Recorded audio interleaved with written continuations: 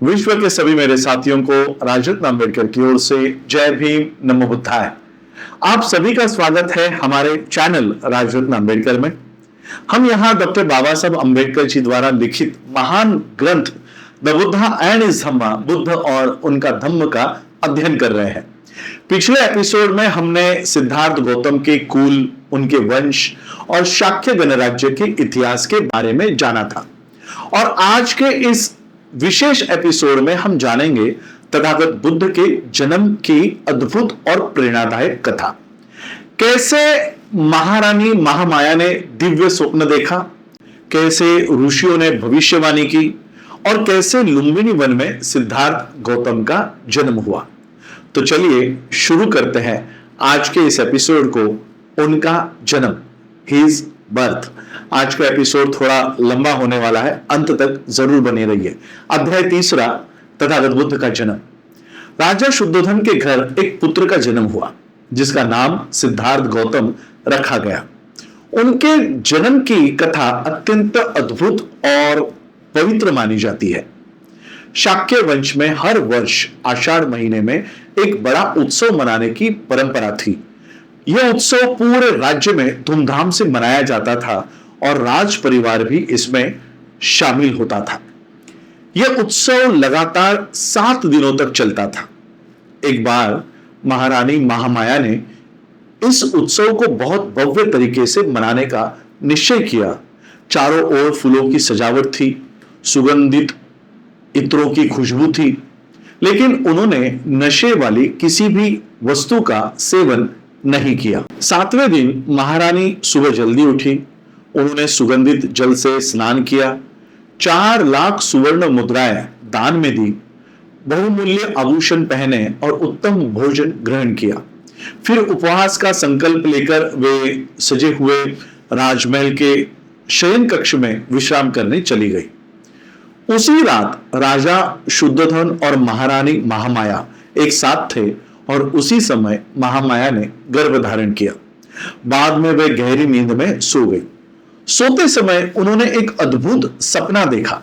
उन्होंने देखा कि 4 दिव्य लोकपाल उनके पलंग को उठाकर हिमालय की ऊंची भूमि पर ले गए और वहां एक विशाल शाल वृक्ष के नीचे उन्हें रखा गया और वे चारों एक ओर खड़े हो गए।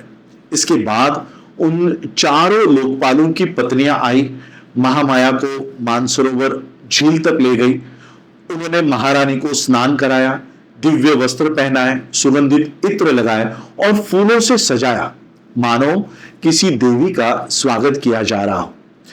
तभी उनके सामने सुमेध नाम के एक बोधिसत्व प्रकट हुए। उन्होंने कहा, मैं इस पृथ्वी पर अपना अंतिम जन्म लेने जा रहा हूं, क्या आप मेरी माता बनना स्वीकार करेंगी? महारानी ने प्रसन्न होकर उत्तर दिया, हां, मुझे यह स्वीकार है। इतना कहते ही उनकी नींद खुल गई। अगली सुबह महामाया ने अपना यह सपना राजा शुद्धोधन को बताया। राजा इस स्वप्न का अर्थ नहीं समझ पाए, इसलिए उन्होंने 8 प्रसिद्ध ब्राह्मण ज्योतिषियों को बुलवाया।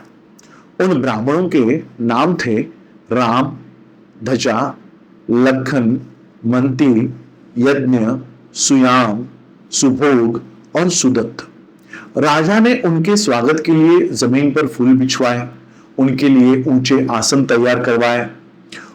उन्होंने ब्राह्मणों को सोने चांदी से भरे पात्र भेंट किए और उन्हें घी, शहद, शक्कर, उत्तम चावल और दूध से बने स्वादिष्ट भोजन खिलाए। साथ ही नए वस्त्र और गाय भी दान में दी। जब सभी ब्राह्मण प्रसन्न हो गए, तब राजा शुद्धोधन ने महारानी का सपना सुनाया और पूछा, कृपया बताइए इस स्वप्न का क्या अर्थ है? ब्राह्मणों ने कहा कि राजन, चिंता मत कीजिए, आपके यहां एक पुत्र जन्म लेगा। यदि वो गृहस्थ जीवन अपनाएगा तो महान चक्रवर्ती सम्राट बनेगा, लेकिन यदि वो संसार त्याग कर सन्यासी बन गया तो वो बुद्ध बनेगा, ऐसा बुद्ध जो संसार के अज्ञान और भ्रम को दूर करेगा। 10 महीने तक बोधिसत्व को अपने गर्भ में धारण करने के बाद जब प्रसव का समय निकट आया तब महामाया ने अपने मायके जाने की इच्छा व्यक्त की। उन्होंने राजा से कहा, मैं अपने पिता के नगर देवदह जाना चाहती हूं। राजा शुद्धोधन ने कहा, तुम्हारी इच्छा अवश्य पूरी होगी।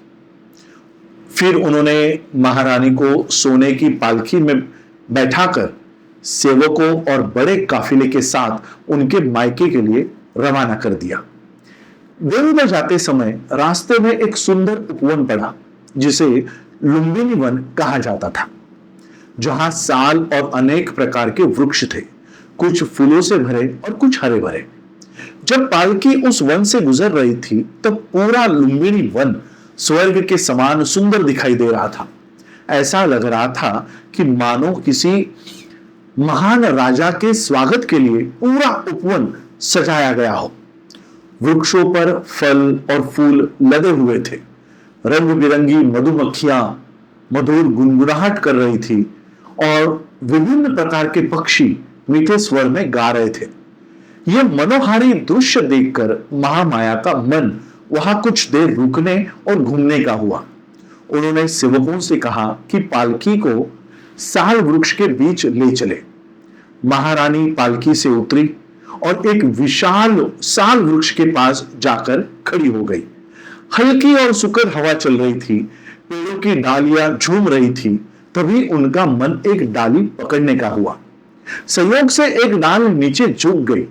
महारानी ने अपने पंजों पर उठकर उसे पकड़ लिया। जैसे ही डाल ऊपर उठी, उन्हें प्रसव पीड़ा शुरू हो गई।